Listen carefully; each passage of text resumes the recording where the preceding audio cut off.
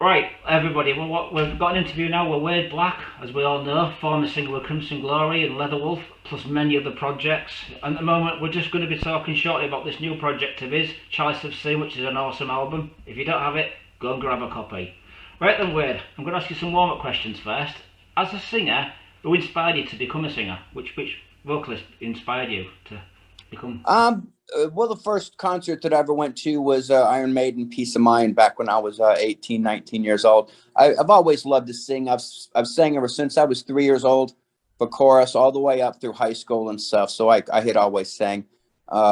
John Oliva was another big influence of mine. Sabotage. I love Lou Graham. A lot of different kind of singers, you know. Right then, so was vocals your first choice of being a musician, or did you play guitar or drums? What happened first? Ned, I tried to play guitar for a little bit, but I end up smashing it on the ground. A bit like Jimi Hendrix or Richie Blackmore. I just have. I was supposed to be a singer. I don't have enough patience for any of that other stuff. Right, okay then. So, what metal singers besides John Oliver has inspired you? Like the big names? Which big names? I like Michael Kiske from Halloween, Jorn Land, uh, uh, of course the standards, Rob Halford, Jeff Tate, uh, singers of those nature. There's uh, there's so many good singers out there, man. I mean, we could sit here for the next hour and spout Yeah, off names. absolutely. So, as a singer, then, so your main influences, like who's your main influence as a singer? Which is the highest, the biggest singer that you would look up to and think, this is the guy. It'd have to be Rob Halford was my main influence. Well, Of course, you could hear some of that in my singing. You know, I think you could hear a bunch of different kind of influences and stuff. Somebody said I sound like the Laz Rocket singer. You know, you get all kind of. You ask 10 different people that question, you know, you get 10 different answers. So yeah, Michael Coon. Yeah, I never thought of that. Maybe I could put some Lars Rocket albums on afterwards and let you know. So, is anybody in your family into rock music, or is it just yourself that got into rock music? now I think I'm just about it. The black sheep of the family. Um, all of my dad's brothers and sisters, they all sing and stuff, but no, nothing heavy. Right then. So, can you remember the first band you got into that you played in? What age was you when you got into? I think it was actually Foreigner and Sammy Hagar were probably some of the earliest stuff, and of course Kiss were some of the earliest memories that I have of stuff that I was listening to as I was growing up. Right then. So, what was the very first band you got into? Was you at high school when you was in a band, or did that come later on in your career? I think it was right around when I was about 18, 19 years old. I had just gotten out of high school, and I had gotten my first gig because I had a PA to sing through. So it's like, hey guys, he's got a PA. Let's get him in the band. So, have you always lived in Florida all your life, or have you been? We've lived everywhere from Pennsylvania all the way down to Florida. I've been here for the last 49 years. So Wow. yeah, it's been a while here. Yeah. So, what was the first band that you actually professionally sang for? Say that again. What was the first professional band that you sang for? It was a band probably called Lucian Black, was probably the most professional band that I was in here in the circuit around Tampa Bay, uh, uh, late 80s, early 90s. Yeah, I think I've got one of your cassettes, but I'm not sure if you're the singer on it. It's a black cassette with a logo on it. Was that? Yeah, I'm not sure. It could be their first singer that's on. It all depends on which one it is. Yeah, yeah. Somebody in Florida, some promotion company sent me the actual cassette, which I still own. Isn't that funny? Yeah, yeah. That's been a while ago. Do you know that band's been on motion pictures and stuff? You watch Liam Neeson, that movie called The Gray. Really? Yeah, Lucian Black's on the juke. I'm singing on the jukebox at the first bar fight for crying out loud. Awesome, awesome. So, I couldn't believe it. My friend calls me from Greece. Oh my God, you're on TV. You're on TV in this movie. Holy shit! so, do So you, so what happy memories do you have of that band when you was in them? um, it was uh, it was a time of growing. You know, it was a time of learning. It's time, to you know get my chops up and grow as a singer. And trying to find how my voice was going to end up sounding or how I want it to sound. So So are the bands still together or have they disbanded? no, they're no longer good. Most of the people that I grew up with in bands and stuff like that have went and got real jobs and cut off all their hair and stuff. I've probably been one of the only ones around where I am. They're lucky enough to still tour and still make music and do that stuff. Right then, so was your second band Disaster Piece? Was that the second band that you did after? No, I was in Seven Witches after Crimson, and Right. then Leatherwolf after that. I think it was years later that I had met Pete Black from King Diamond, and we ended up using a bunch of people that he was in King Diamond with, Hal Patino. I think Snowy Shaw, I might be wrong about that, was on that record. Was actually produced by Andy. Right then. Andy LaRoque, yeah. Yeah. So you first when you joined Crimson Glory, how many auditions did the band have for singers? Who's that for Crimson Glory? Yeah, when you first joined Crimson Glory, was you? How many? It was a funny story. John had seen me sing in Lucian Black years before, and I had written my name down on a piece of napkin and stuff. He said he was looking all over the place for it, and the last place he looked was in the back of a drawer, and he found the napkin with my name on it and stuff. And he had told the bass player, Jeff Lords, he was like, when we put Crimson Glory back together, he's going to be the singer, So years passed, this and that, and he called me. I went down, I started demoing some songs. I sang a song in some guy's living room over in Tampa, and ended up getting the gig. And we had never rehearsed, we had never played live. We just started recording. Wow. So after the record was done, that's when we started, rehearsing as a band and stuff, which was totally ass backwards, but it ended up working out well though. Was it difficult for you being the replacement for Midnight? 'Cause you had big shoes to fill on that, didn't you? Absolutely. I was scared to death. Doing the record and stuff was was such a learning curve for me. It was just incredible. And then the most nervous parts were afterwards of, some people are like, you can't please them. You can't please them, but for some reason, they could have chewed me up and spit me out, but they actually loved me, around the world with that record and stuff. Super nervous when I started playing my first show. I think I ended up puking twice before I went out on stage. It was horrible. Wow. So But you're talking 20 years ago, I'd never been out of the country. I'd never been anywhere. All of a sudden I'm on tour, headline tour with Camelot and Evergreen. Well, Camelot, I stayed at Tom's house many years ago when I was in Florida, Tampa. Yeah. So, did the album, Crimson Glory album, have a drum machine, or was it a drummer? Because they always had a tendency to have drum machines on their albums, and I don't understand why. When they could play live, it didn't make sense. Yeah, I never agreed with the drum machine. It sounded like crap. And I think the majority of all of the Crimson Glory records have those pad drums on it. So yeah, that wouldn't have been the road that I would have went down with that. I would have used a real drummer. Right then, so what's your favourite songs from that album? Off of Crimson Glory? Yeah. I like the title track, Astronomica, Edge of Forever are probably my two favorite tracks that are off of that. Right then, because you toured Europe, but you didn't play any shows in England, did you, for that tour? Yeah, I can't remember where we played in England. I know we were at Underground with Seven Witches. I don't know where. I don't know. I can't remember where Crimson played. We might have played Underground as well. Right then. So why did they break up, Crimson Glory? What was the reason? Was it just they lost interest? I think that they were looking for a singer that sounded more like Midnight. I didn't want to sound like Midnight. I want to sound like myself. Exactly. I want to have my own identity. I don't want to have to try to sound like anybody else. And then you've heard the record and didn't sound like Midnight singing.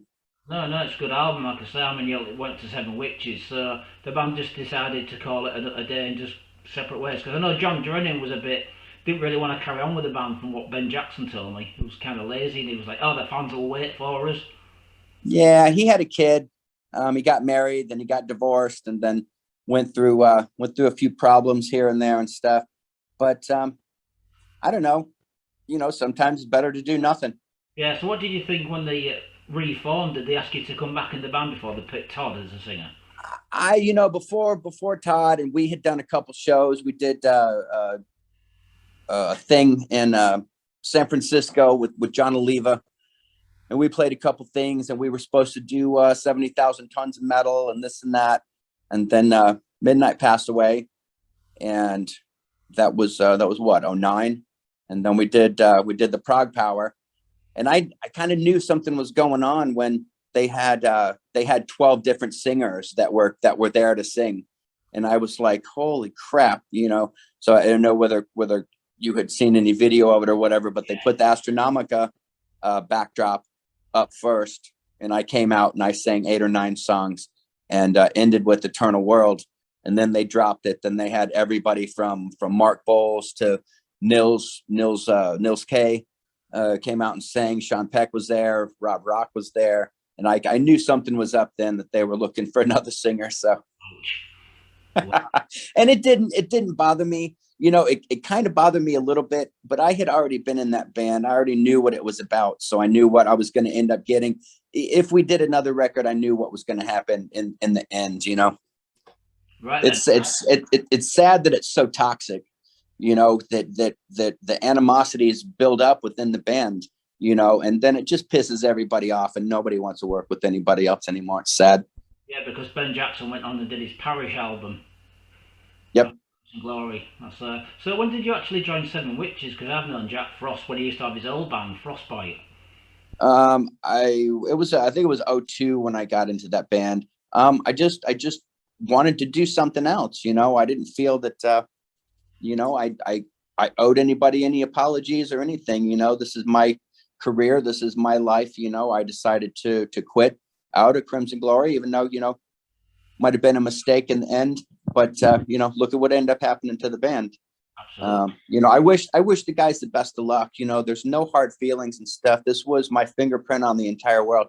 I love each and every one of those guys. I do, and I wish them nothing but continued success. There's no harsh feelings. I've already been through all that getting mad stuff with everybody. Seven Witches was a different thing. Jack had a couple song titles and stuff. I wrote the majority of the record lyrically and arrangements and everything else. So he did the music. He had a couple titles for some songs, a Metal Tyrant and a couple other things. I took those songs, I gave them a name, I breathed life into them, and so on and so forth. So So what for those people that don't know the album title? What was the album title for the people that are watching this? Exile to Infinity was a Seven Witches record. Yeah, because I always used to take the piss out of Jack. I always used to call his band Seven Bitches. seven seven bitches. Jack's a different kind of guy. You know, he's determined, man. I'll definitely give him that. We had sometimes he's like sweet and sour candy. Sometimes you never know what you're going to get from him. There was a couple little issues that end up at the end of the tour that made me made up my mind that I just did not want to work with him anymore. And I moved on, and that was pretty much it. Yeah, because you toured Europe with Annihilator. Right. So, like I said, and continued success to Jack as well. He's I think he's playing on the new Ronnie Monroe record. Oh yeah. With that just got signed to Frontier Records as well. And congratulations to Ronnie. We used to talk on the phone every day for like 3 hours, for crying out loud. Best of friends, and what a great guy he is. And I'm glad that stuff like that's happening to him, and he deserves it. Right then. So after that was you went to Leatherwolf. I mean, you did something Asylum album. into the asylum? Yeah, the World Asylum. This was me and the guitar player, Jeff, that wrote that entire record. You know, without us two, that record would have never seen the light of day. I think it's one of their best records by far. Incredible songs. I think we tied in Germany for #1 record. I think Strapping Young Lads beat us out by 0.5 points. We end up signing with a record label that brought us over to do Bang Your Head with Whitesnake. And that was the last that I ever heard about anything else. I asked the president of the record label, are we going to tour? And he was like, no, we blew our wad on getting you over here to this festival. There's no tour for you guys. And I was like, well, you know, on to the next band, you know. That was Massacre Records. And sometimes, Jason, it comes down to money issues as well. You know, that if there's a lot of money and stuff flying around, nobody likes to give you what you need and what you've worked for and what you have to pay your bills with back at home, you know, which became problems as well. It's kind of strange because you're in Germany playing Bang Your Head. I mean, you at least could have done some warm-up shows. Just, you know, you're out there. Wouldn't you have liked to think nobody was using their head? You know, sometimes there's no common sense for these boneheads. You know, you try to do the best you can. You know, they take you, they wring out all your talent and then they throw you away like you're nothing. You know, you're the ones that got into that point and stuff. You know, like I said, I think the Leatherwolf record's one of the best records that I've ever done. You know, the record's absolutely phenomenal. Yeah, it's weird because they reissued it with Michael singing, didn't they? I don't know why they did that. That was horrible. That was horrible. And what a stupid idea. I apologize for being so honest about that. But you guys, if you had any kind of talent left within you, you should have written a whole brand new record. Stu's stupid move, and it sounded like crap. I love Michael as a singer, but he's not a power metal singer. He's a rock singer. Yeah, it's a shame, really. I understand why they did it in the first place, like you said. It's just like, why? It was a horrible idea. Well, what they had done, Jason, was they kicked everybody out of the band that were original in the band there who wrote the good stuff. They fired them, and then they tried to get somebody else to come in and redo it, which is not going to happen. The talent's gone. You fired them. So these other bands that a lot of people are not aware of, War of Thorns, Clockwork Revolution. Can you just tell me a little bit about those? Because there's a lot of people who are watching this that have no idea about these. Yeah, Clockwork was kind of a flash in the pan kind of thing. It was another record where I had been offered to come in and write some songs. You know, when I first got there, they had nothing. So I had to start at ground zero, you know, grab my notebook and grab my pen and start writing. Yeah, that was kind of a flash in the pan. There wasn't really a lot of time that was put into that promotion wise or anything like that. We went down, did a couple shows down in Miami, and, you know, things weren't moving forward. So I end up having to not want to be a part of that anymore. War of Thrones is my baby, my main band, which we did a soft release on our first record that's out. You can go and try to find. It's called Conflict and Creation. This is a band that I started with Rick Renstrom from Rob Rock fame, was the lead guitar player in that band. We have grown this band and have been doing this stuff for so long that these are some of the best songs that we've ever written. That they're absolutely beautiful. They come together so killer and so fast, you know. And then we listen to them back. We're like, holy shit, you know, this kicks ass. You know, it's like the Chalice of Sin record. You know, my writing partner and myself, Rich Marks, it was the bass player in War of Thrones. We started getting together, we started writing, and we're like, holy shit, listen to some of these songs, man. What did you think about the record? The Chalice of Sin album?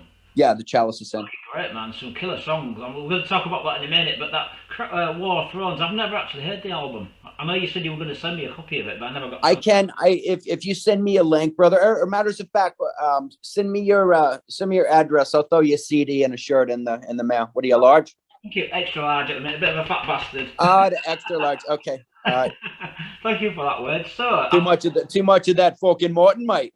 no, it's too much junk food, unfortunately. Oh, So, I hear you, brother. so the next I band, hear. that Disaster Piece. I mean, that was a great album.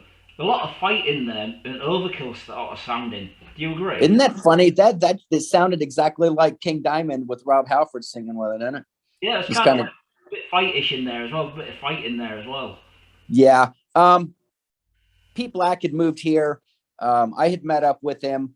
Um, we ended up changing the name of the band. It was Black Rain for a while. He didn't like it, so we ended up changing it to Disaster Piece. We did a bunch of songs. We demoed a bunch of songs, and he had ended up losing his work visa here, so he ended up having to move back to Sweden.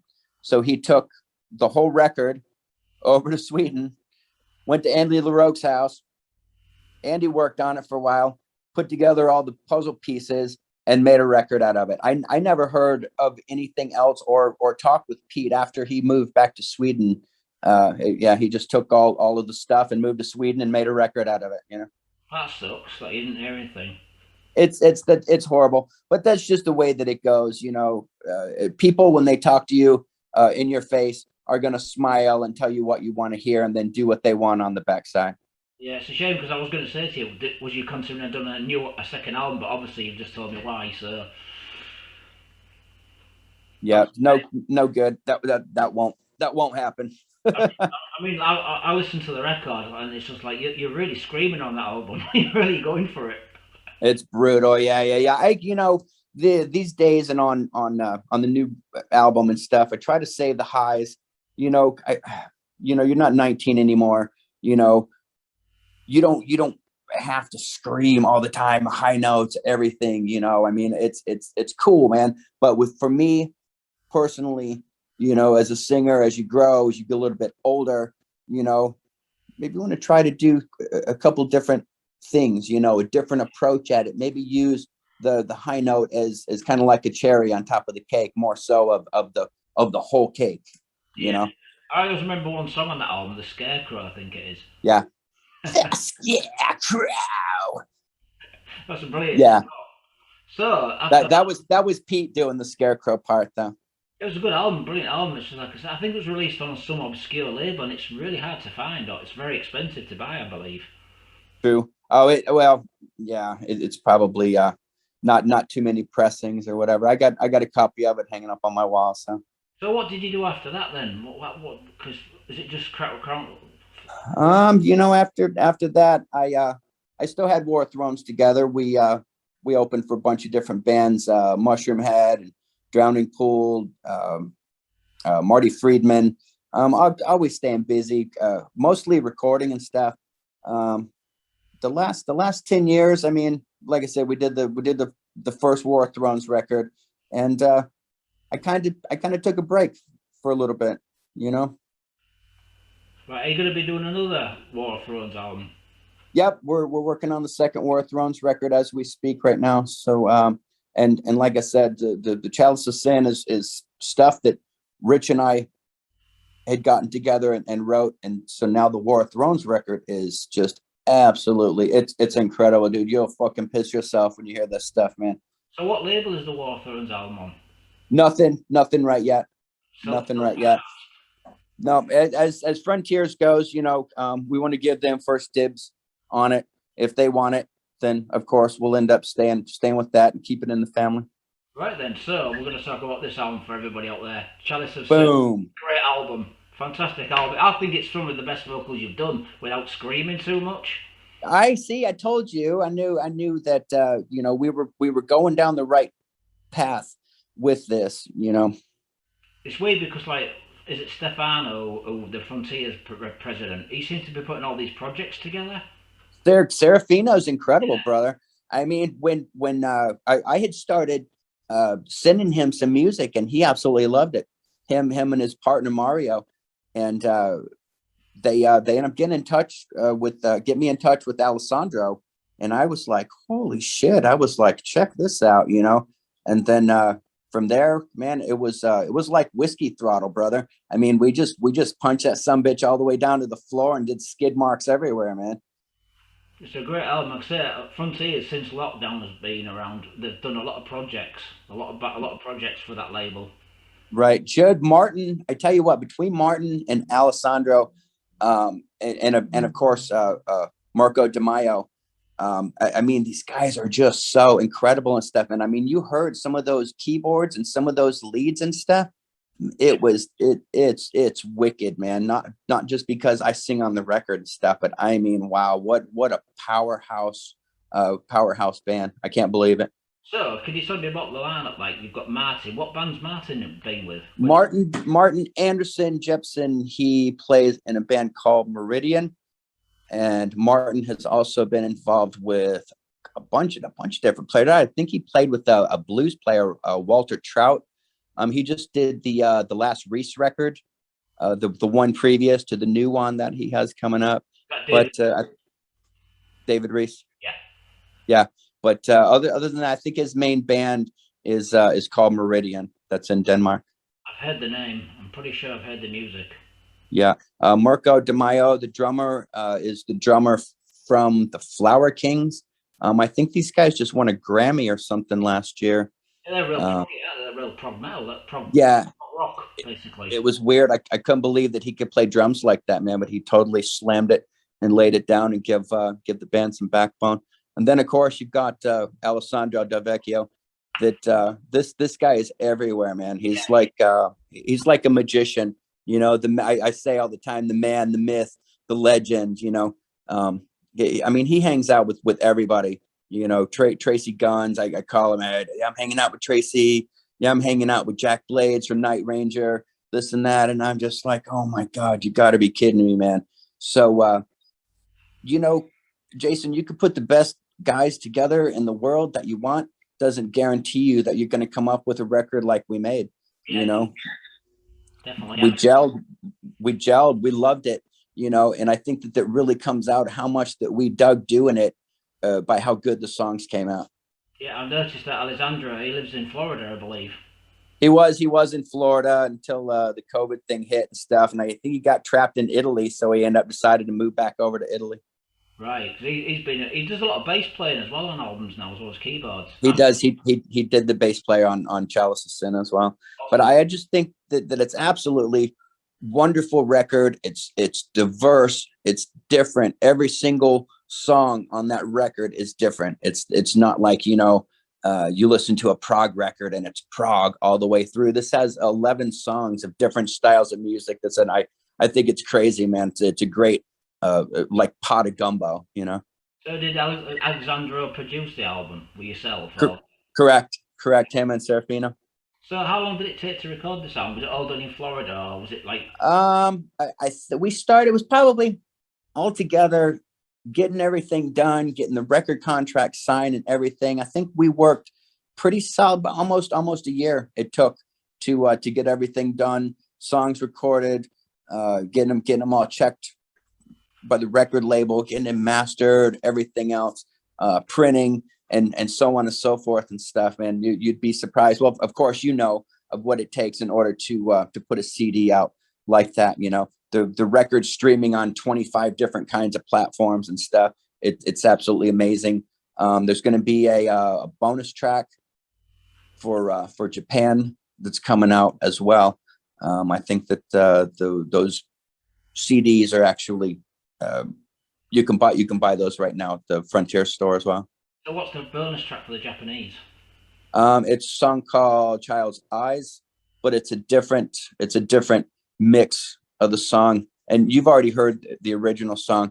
I think that it's sad, you know, that as a child you're so innocent, you know, and then as life goes on, you know, you get exposed to all the dirty parts of it, you know, and a little by little, you know, all your innocence gets taken away, and then you grow up and you know, you get old, and either, you know, you love life, you still see it through a child's eyes, or, you know, you end up just empty because you're just pissed at all the bad shit that happens, you know.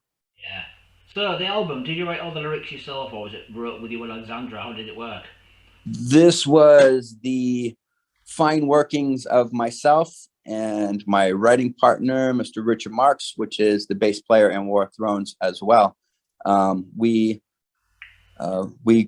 had pieces of music that were sent to us, and we give them life, man. We give them a name, we give them a smack on the ass and threw them on the disc, and that was it. It's crazy how easy it ended up coming together, though, man.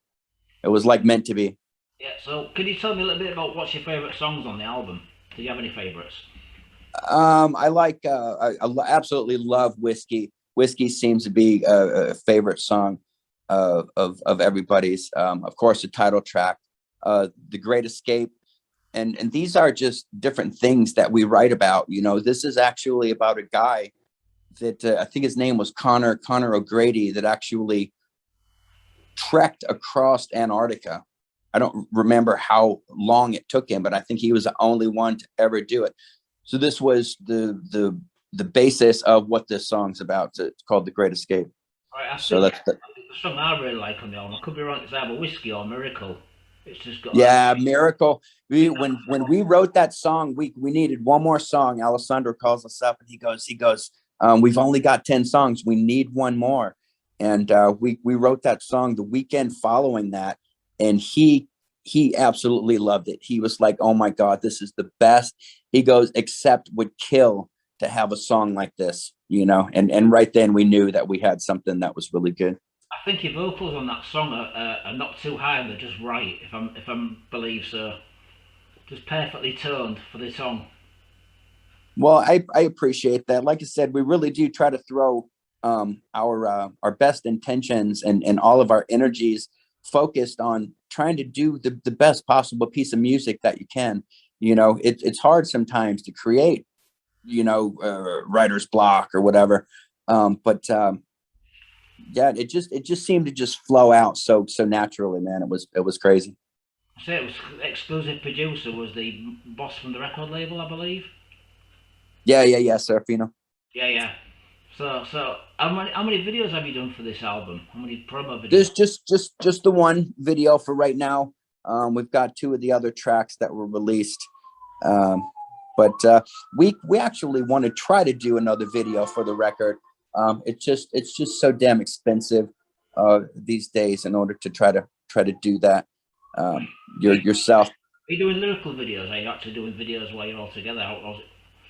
We can, we also want to try to get together and have a 4 split screen kind of thing and do live. I think I saw Lamb of God or something do that. So we want to try to pursue that a little bit.